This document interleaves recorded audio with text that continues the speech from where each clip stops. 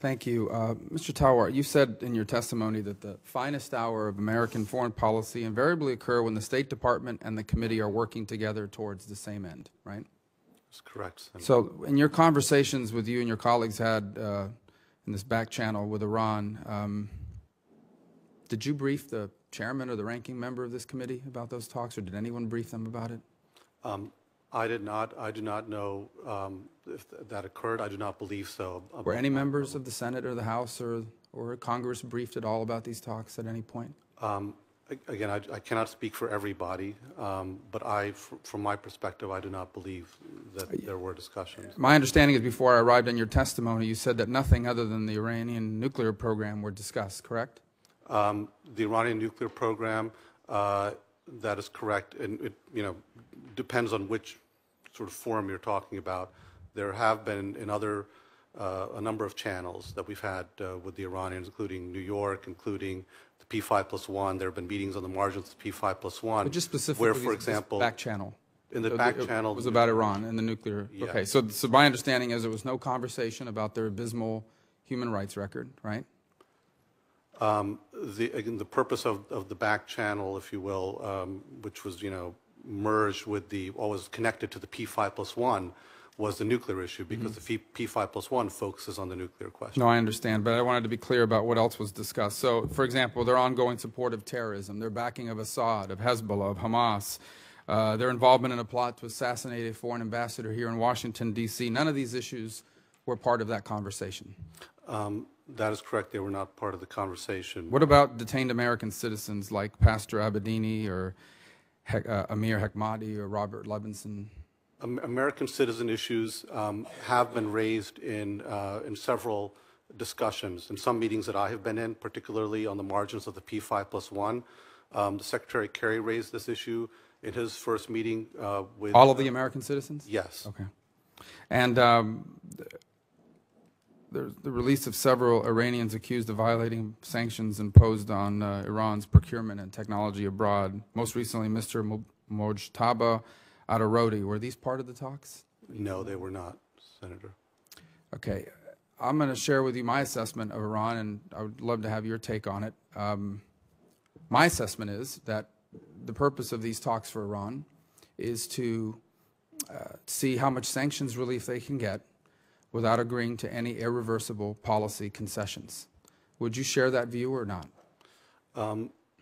given the fact that you've met with them, and I have not? Yes, I believe, I share much of that view, Senator. I believe that their goal is to gain as much sanctions relief as possible, yes, and to hold on to as many nuclear assets as possible. I think we're clear-eyed about what they would like to be able to do. Is it fair to say that in some ways they're informed by North Korea's playbook on this matter?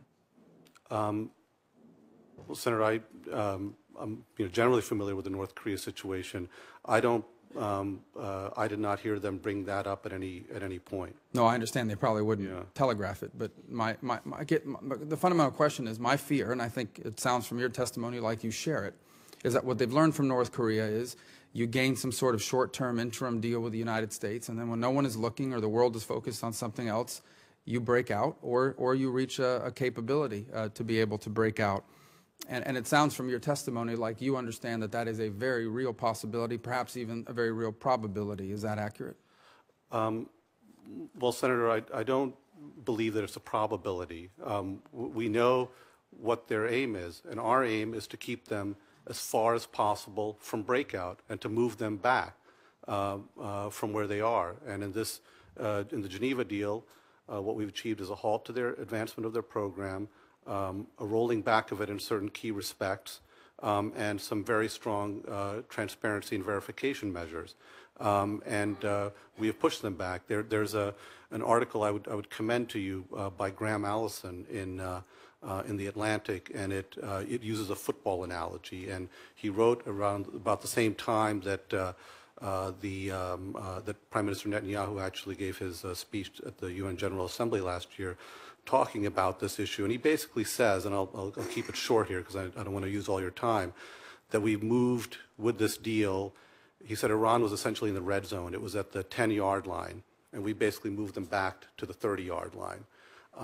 And so we know what their intent is. But our intent, and we still have the pressure of our sanctions there, so I would say we are going to be very vigilant about this. We will be very tough, and we will keep trying to push them back further down the Yeah, the field. problem with that analogy is that Iran only needs a field goal, and their kicker can kick 52 yards pretty consistently. And so the 30 and the 15 aren't much of a difference for them. Here's my other question with regards to this. Iran says their nuclear program is peaceful, that what they want is energy and for medical purposes. Do you believe that to be true, or do you believe that, in fact, they do want a weapon? Or at least the capability of a weapon? Senator, I think that a lot of their activities over the years have been inconsistent with a purely peaceful program. But what we have said to them is, if you want a purely peaceful program, there are ways that you can demonstrate that. And there are a lot of questions that have to be addressed about their past activities. And so, I think the record is fairly clear that they have been at least in the past sought to obtain that capability. Well, it's not just their past activities, right? I mean, they continue to develop rocket technology, a long-term rocket technology as well, which the purpose of which really, the only reason from a cost-effective perspective to develop long-range rockets is to be able to put a nuclear warhead on them. They continue to do that. They have, again, and that's not part of the talk. A number of the activities are very threatening. I won't sit here and defend what they're doing.